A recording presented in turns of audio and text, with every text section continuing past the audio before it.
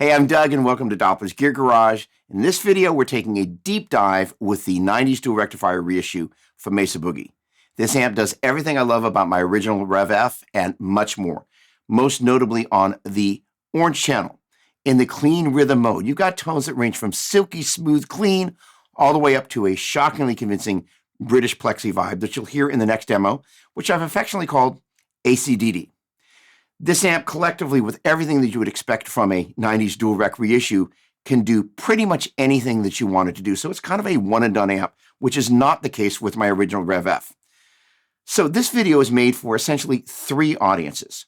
If you're just wanting to hear the high-gain tones, because you just want to hear the high-gain tones, I hear you and I feel you. Just like at the top, there's going to be plenty of them. Now, there are going to be some folks who want to know all the nuances about how you can kind of get into the back of the amp, start flipping all the switches to craft tones. So this video is also designed to kind of function like a living owner's manual, if you will. Also, if you work at a music store and maybe have customers that you might want to send a video to that runs through the nuances of an amplifier, it's also made for you.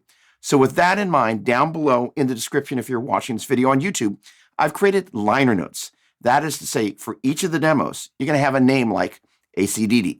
There will be a number 1 to 10 from lowest to highest in terms of the amount of gain. And then there's a link on the timeline so you can jump to whatever content you might want to jump to. And in so doing, my goal is to serve each of you as best I can. Risky Business was the name of the demo you heard at the very beginning of the video. And its name implies was inspired by Wes Borland of Limp Bizkit, one of my favorite guitar players from one of my favorite bands. All right, because that had a gain rating of 10, this is a great jumping off place to do a deep dive, not only on the settings that I was using for that demo, but some really important things about the amplifier and basically setting the topography. To use this amplifier, once you've got these things set, it's really straightforward, but there's some very sophisticated things you can do via the switches on the back of the amp. All right, if you just want to jump to the demos, have at the liner notes. All right, this amp has 3 gain modes. Clean rhythm, vintage gain, which is what I was using on that demo, which was a happy accident, wasn't what I was intending to do, and then modern gain. So here's the thing. For the high gain players out there, the instinct might be to automatically put the amp into modern gain mode, which I would totally understand. However, you might miss some of your favorite tones, or at least having some options that you might not have considered. So please give yourself the option there. All right, so here's the thing. In terms of the settings for that particular demo, looking at the front view of the amplifier, all the way over on the right-hand side, you're going to see the red channel indicator is on, and it's indicating that I'm on the red channel, which is the lower set of knobs. All the way over on the left-hand side, the bold power, spongy power switch is in the upper position for bold power. We will talk more about that in a subsequent demo, but that makes the amp more further forward in the mix, if you will.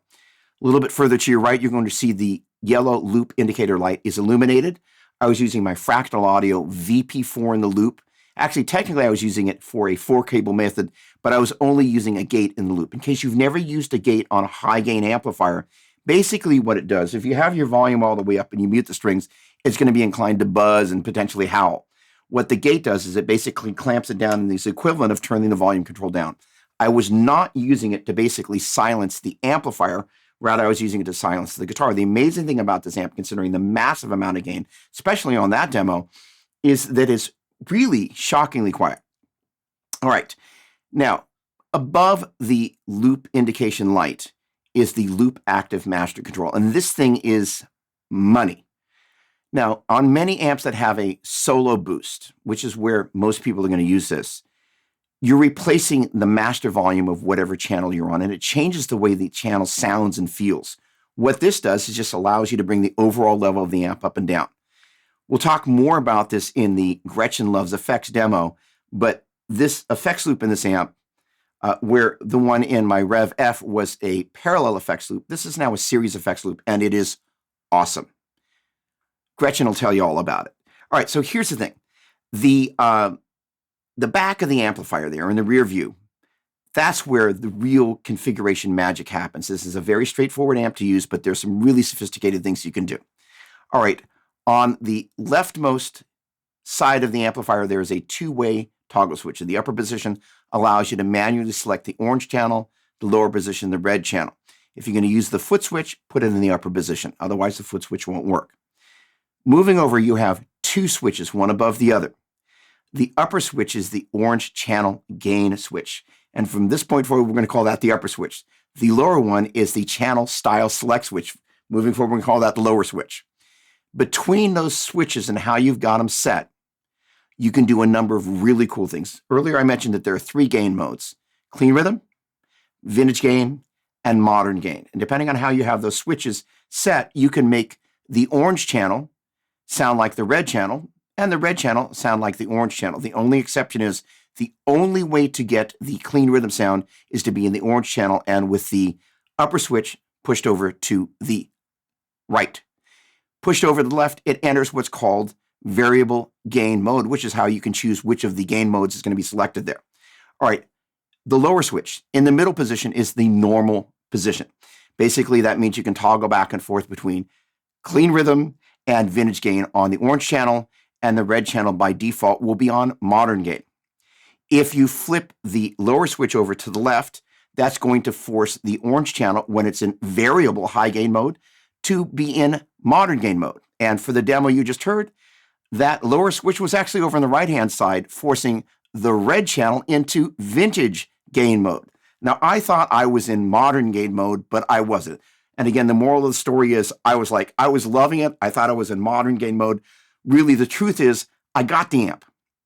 I unpacked it from the box. I plugged it into one of my oversized recto cabinets. I cranked it. My wife was taking a walk. She was down the street, around the corner, with earbuds in, and I was cranking away, and she came home, and she let me know that she could hear it all the way down there, and I was like, yes, that channel rocks. Don't miss it.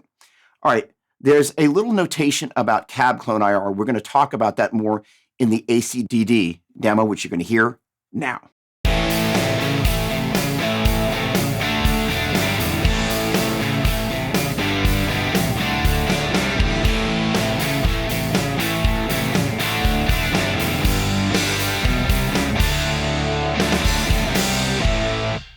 So back in the day when the team at Boogie was developing the Dual Rectifier, one of the key goals was to create an amp that was markedly more British sounding than the Mark series amps. And for me, that demo did a really good job of capturing one of the things I think they were going for, which was that kind of classic non-master volume plexi vibe.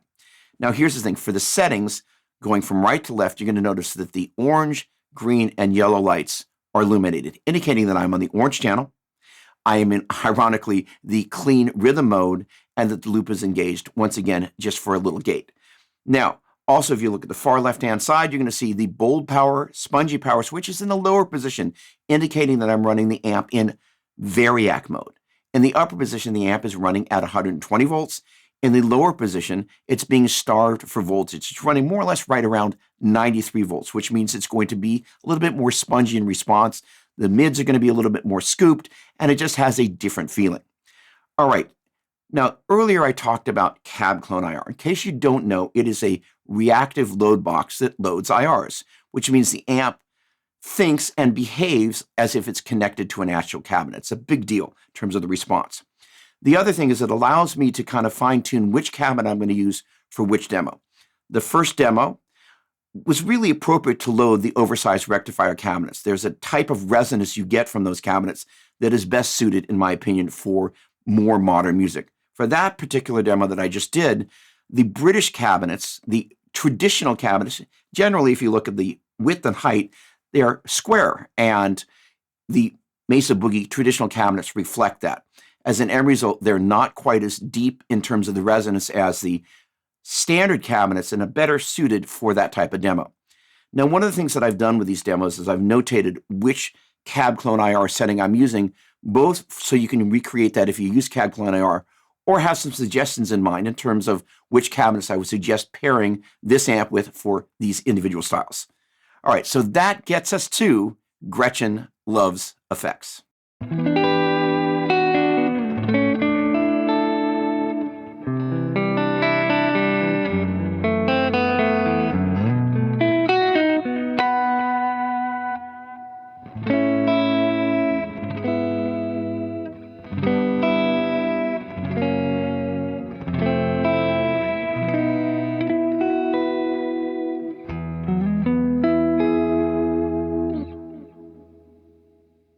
So that demo to me is really kind of a sum of the parts. First of all, this guitar, I love it, but it can be a little bit pokey. So what I did was both treated it with effects, and I also kind of set the amp in such a way that collectively I was able to bring out all the things I love about this, but also kind of pull the things that are a little pokey back.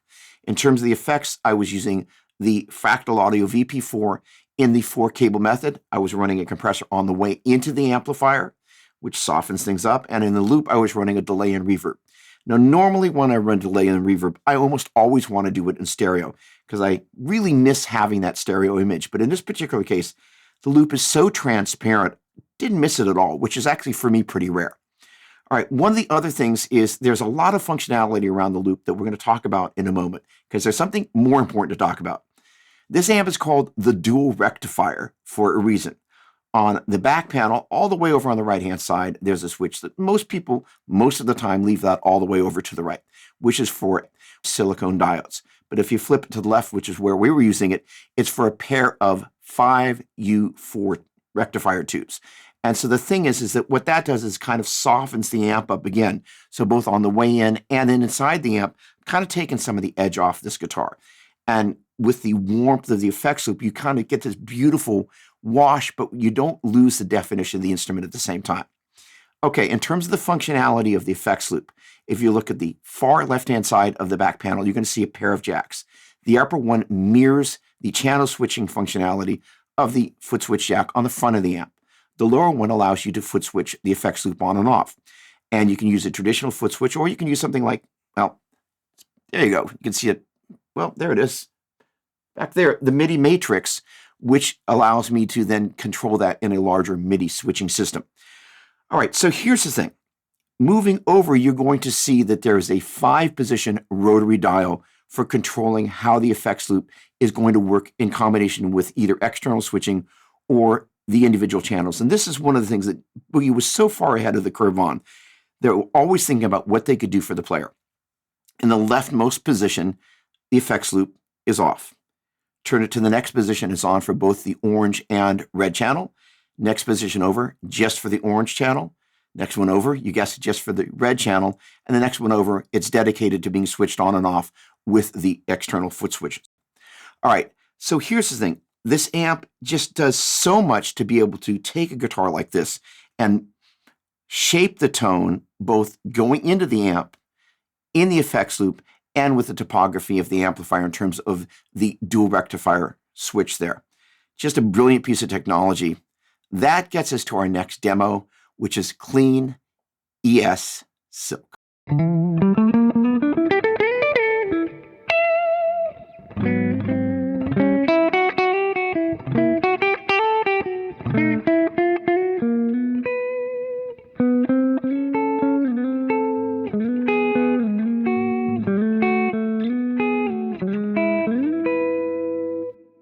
When I dialed in the tones for that demo, I kind of looked at the amp and kind of went, all right, what don't you do? There, we're really not doing anything radically different in terms of the topography of the amplifier than we've done with other demos. Still in the orange channel, in the clean rhythm mode. Obviously, we've brought the gain down and adjusted the tone controls a little bit. What we have done is we've bypassed the loop, and the effects you were hearing was a Universal Audio Lexicon 224 reverb plugin in Pro Tools. The other big difference about that demo is that on Cab Clone IR, I was using the 112 Lone Star cabinet. That is an open back cabinet loaded with the Vintage 30, and that's a huge part of what allowed the guitar, if you will, to speak the way it did. I absolutely love that. All right, that gets us to GIMME 3 Rex.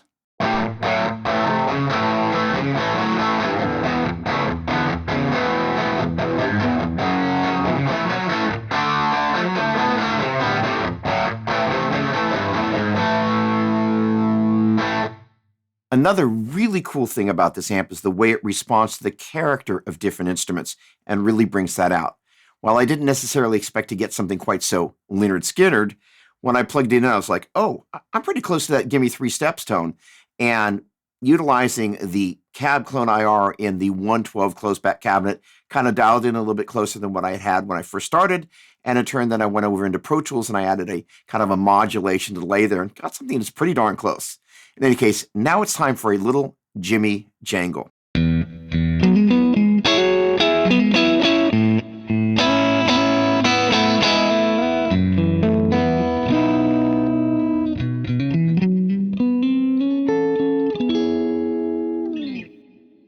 One of the other great things about this amp is the non-interactivity between the tone controls. You can turn one up or turn it down without shading what the other control next to it is doing, which is super valuable.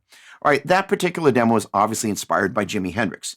This guitar has a very Strat-like quality, but partially because it has a maple neck, it can be a little pokey in the top end, which is why I engaged the spongy power.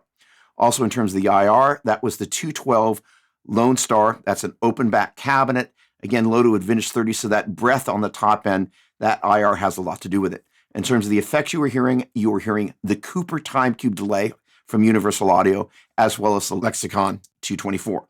All right, that gets us to slight return.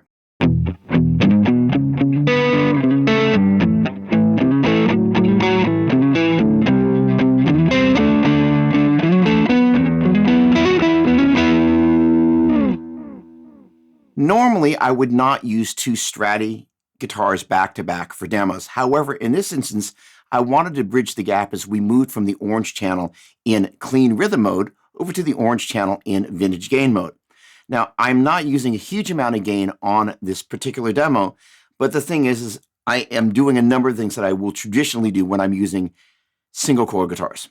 Of note, I'm using the spongy power, and I've switched from silicone diodes over to tube rectification, again, to soften things up, because these guitars can be a little bit pokey. Even with a rosewood board, sometimes they kind of push a little bit too much weight through in the track. All right, of note, I'm using the Discoverer delay in the loop. This is from the good people over at Maestro, and no surprise, this sounds an awful lot like a Echoplex. Love the way that it just sits in the track, kind of out of the way of the guitar, but creating ambience. Of note, if you look at the send level on the loop, it's at high noon, and it was not browning this out. Having the ability to adjust the level of the loop is a big deal. That's a carryover from my Rev F and these early rectifiers, and it's just great to be able to have that little bit of fine-tuning control just so you can adjust the level on the loop. Not all amps have it, and it's a big convenience. All right, that gets us to Blue Paul.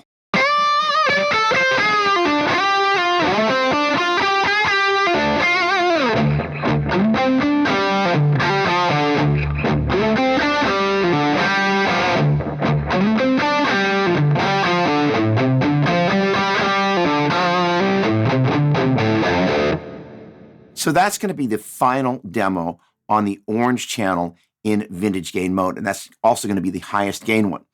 This guitar is pretty unique. First of all, I have a tendency to back off on the tone control when I'm using the bridge pickup. In this particular instance, I didn't. One of the things I love about this amp is you can kind of be pretty liberal with the bass control and add body without things getting too woofy. Now, the other thing is because this guitar, the body is all mahogany, it can get a little bit pokey. So in terms of the rectifier select switch, I've got it set over to the left there for the vacuum tubes. All right, you're hearing the same delay and reverb that I've been using in Pro Tools, the Cooper Time Cube delay and the Lexicon 224 reverb, both from Universal Audio. The other thing is I am, again, using the 112 Recto cabinet, and that is, again, a closed back cabinet, so things are tight, but it's warm at the same time, and it kind of has a continuity, especially with this guitar and that sound, that works really well. All right, it's time for Falling Out.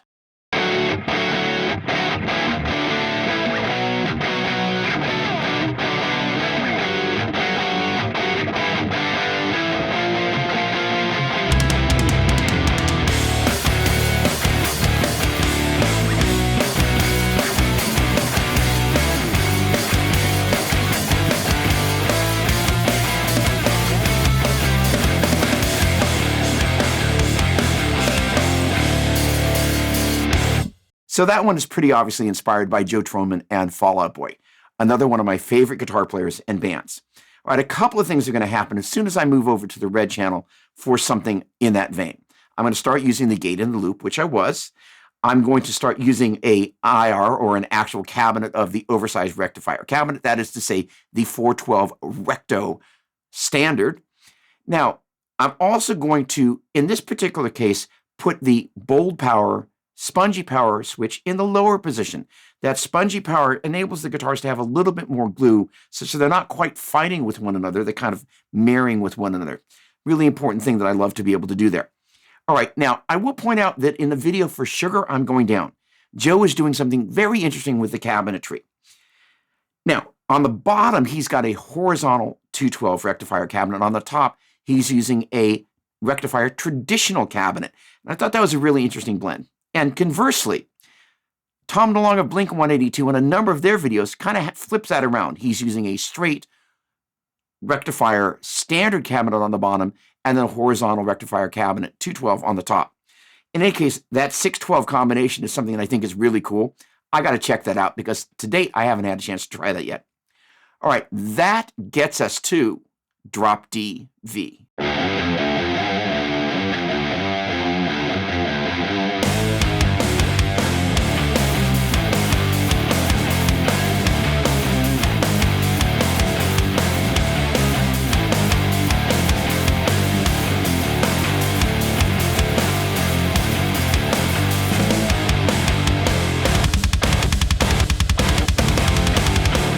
So this amp sums up pretty much everything that I love about guitar. Holy cow. All right, so compared to the Falling Out demo, there we were just kind of bringing things up a notch, which is why I switched from the spongy power into the bold power. Just needed to tighten things up a little bit more and make it that much more intense. Now, the last demo here, 80s shred. This amp does all the flavors of things that I love, including shred. But if I could offer one piece of advice, if you pick up this amp, the thing that I learned is that I had a tendency to use more gain than I needed. And I found myself backing off the gain control a lot more than I found myself turning it up. Hope that works for you. In any case, I want to say thank you for hanging out with me. This has been so much fun. For more information about the 90s Dual Rectifier reissue, please visit mesaboogie.com. And by the way, if you haven't already subscribed to the channel, want to invite you to do so. Don't forget to ring the bell so I can let you know when more videos are going to go online. In the meantime, thanks again for watching. Cheers.